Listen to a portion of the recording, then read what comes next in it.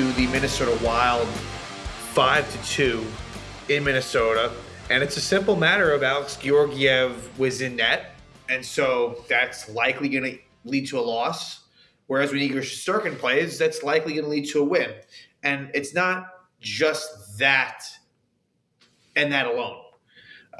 Because it wouldn't be fair to completely just pile it on Georgiev. But at the same time, it's become a point where it's just not working out at all.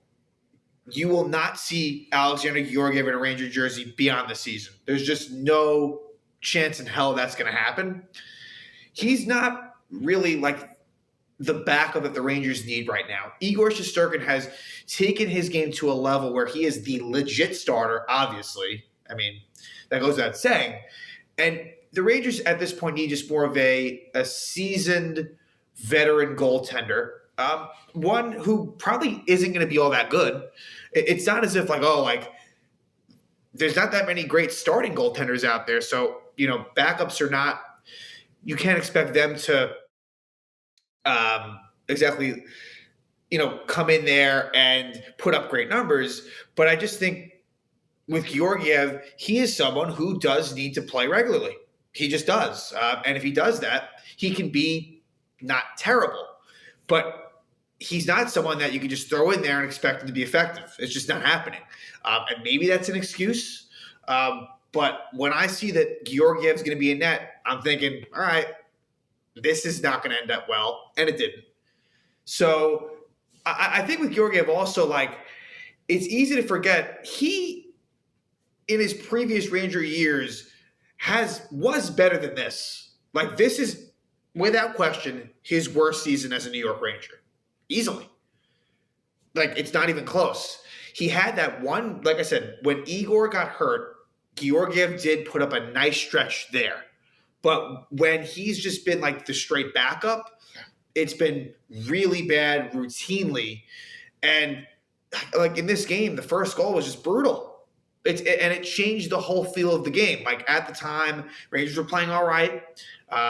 There wasn't really a whole lot of great chances for either team, but Georgiev's at that goal, and that just, there you go. It snowballs from there.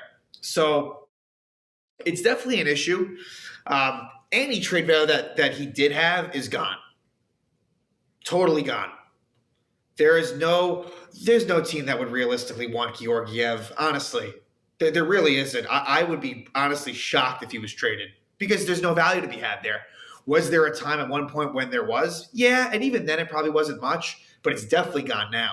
So, I was hoping that Georgiev would not play in this game. I thought maybe it would be against Dallas. I just thought with Minnesota, this was a desperate hockey club who has been playing really poorly lately, and we saw that tonight. We did. Minnesota was the more desperate, hungry team, and they won. And I have somewhat similar fears the next game against St. Louis. The good thing there, of course, is that Igor's playing and the Rangers are coming off of this game themselves. But the Blues have not won a game. Since they lost to the Rangers, they lost that game, they lost to the Islanders, they lost to the Devils, and they lost home against Ottawa tonight. So that's going to be a really hungry hockey team. So I think from the Rangers' standpoint, you got to just hope to split the St. Louis and Dallas game.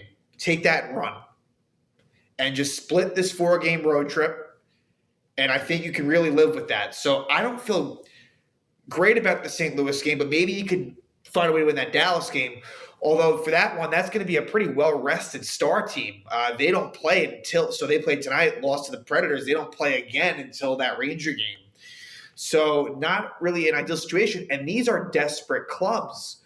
Minnesota, Blues, and Stars all are really right in that Western Conference playoff mix. So the Rangers are going to have to up it for sure and match that intensity. They did not do that tonight. And the Rangers, really, Minnesota was the better team. Georgiev or not, Minnesota was definitely the better team in this one. One lineup change was Gauthier back in, Hayek out. So they went back to the traditional 12 forward, 6 defense alignment. And what I found a little bit interesting was Morgan Barron out again, and Tim Gettinger stays in the lineup. So Morgan Barron is, you can just tell, like, he is not really relied upon at all by this coaching staff. So it's something to think about. But, as far as Julian Gauthier, like, he has so many opportunities, whether it be odd man rushes or mini breakaways, and he just does not, there's no results. He has like 6 points this season, 3 goals, 3 assists, I believe. He had that one stretch right around the time of the Bruin Thanksgiving Friday game, where in that episode I remember saying, maybe like he's finally turned a corner. Nah, he just is what he is.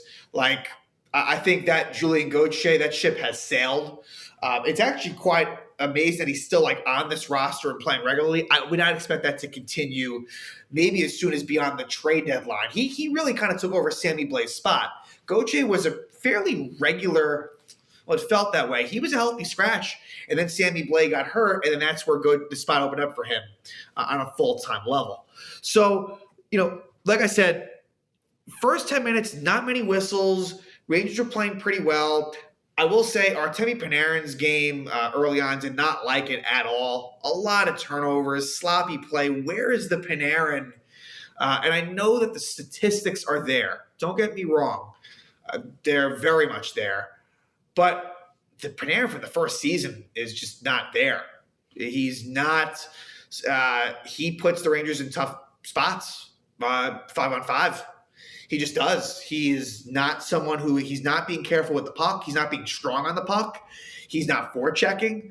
And he was doing everything you could possibly want the first season. He was amazing.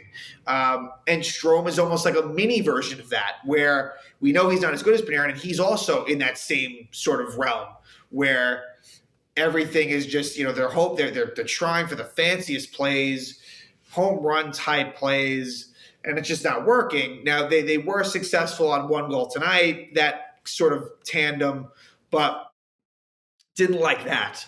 But Georgiev gives up a goal to Ryan Hartman at 10:38 of the first, and that was just an awful goal by Georgiev, just terrible. And then at 14:41, Joel Eriksson scores a goal on kind of a flub shot by Foligno, and then Eriksson almost high sticks it in. I almost thought it was worth a challenge from Gallant. He didn't do so, so the goal was good. You can't really fault Georgiev on that one. I always feel like he's out of position, honestly, and so it becomes misleading where goals seem like slam dunk goals, but it's like maybe he shouldn't have been there so out of position. But Minnesota keeps that 2-0 lead, and they take it into the second. And the Rangers really make it interesting. In the second, Panarin chips it to Strome, and Strome makes a really nice 2-on-1 feed to Dryden Hunt, who scores. So Hunt scores his first goal in 30 games, his 4th goal of the season. It was a nice goal. It looked like a goal scorer's goal by Hunt, so we'll see what that does for him. But that makes it 2-1, and then Patrick Nemeth, the one penalty of this game was very, very key. Patrick Nemeth takes a penalty. And that's kind of unfortunate because he is someone that they use in the penalty kill. So unfortunately, Keandre Miller, the Minnesota boy, played his first NHL game from his old stomping grounds from when he was younger. And like I said, Nemeth, take it for what it's worth, but he is one of the relied upon penalty killers. But something good happens. Matt Zuccarello, of course, former longtime Ranger, gets the puck stolen by his good buddy Mika Zibanejad. Now, when it first happened, I thought, this is going to be a penalty, and it wasn't called. But upon review, it was actually a clean play by Mika. He just lifts his stick. Zuccarello falls in the process, and Zibanejad scores a really nice goal on a breakaway past another former Ranger, Cam Talbot. So Zibanejad continues his really strong play. Zibanejad has been a bright spot through all of it. His 22nd goal of the season. And Mika, really could be looking at a 30-goal season here after an amazingly slow start. It's quite remarkable the levels to which he has returned to.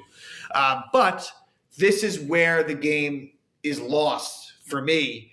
And it's that they couldn't, that same power play, Zibanejad gets the short end of goal, the same power play that Minnesota was on from the Nemeth penalty, they end up scoring on. And Goodrow could not get the puck out of the zone on 2 occasions, and it stayed in the Rangers zone for a while after that. You'd almost forget about it because it was so far after where the goal was scored, but Goodrow needed to get it's kind of inexcusable, honestly. For someone who is a defensively sound player, you just can't do that. And Keandre Miller is eventually out of position on a sort of a goal mouth scrambles type scenario. Not quite that intense, but it was a near the goal situation, and Kevin Fiala just buries it as Georgiev tried to get back. Miller wasn't there to cover it up. He should have been. That would have been Nemeth's spot. And Fiala makes it 3-2. That changed the momentum right there. Rangers tied up 2-2. Yes, Georgiev's in that, and that's a problem, but you never know. The Minnesota score is there. And then about 4 minutes later, Marcus Foligno scores on a defensive breakdown. And then with a little more than 2 minutes left in the period, Kevin Fiala really sort of puts this game out of reach.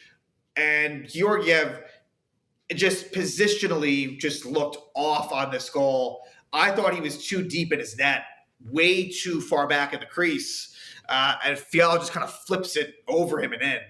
So I don't really know what he was thinking there. This is someone that to me just looks not confident, honestly, and really unsure of himself. So the third period was extremely uneventful, although I will say the fact, why is Ryan Reeves playing with Zibanejad and Kreider, Gerard Gallant? Like, why? And this isn't so much about Lafreniere, but it's like, what is that going to do? You're trying to come back, even if it's unrealistic. Like, what is that going to accomplish? Really? Like, we're doing that shit now. So I don't. When I see that, it's just like, okay, this it was over. It's really over now. So makes really no sense to me at all. I hope that doesn't continue, and he can give whatever reason he wants post game, but like, I'm not sure there's a good explanation for it. So the Rangers lose this one 5-2 at Minnesota. So they lose twice to Minnesota this season. I was hoping that maybe they could have avenged that Henrik Lundqvist night loss. It didn't happen. And now they're going to be facing a very hungry St. Louis Blues team. The good news is Igor's in net, but the Rangers are really going to have to ratchet it up more so than they did in this game. So we'll see what happens as they continue this Western Conference road trip, and what will be a very interesting rematch against the St. Louis Blues.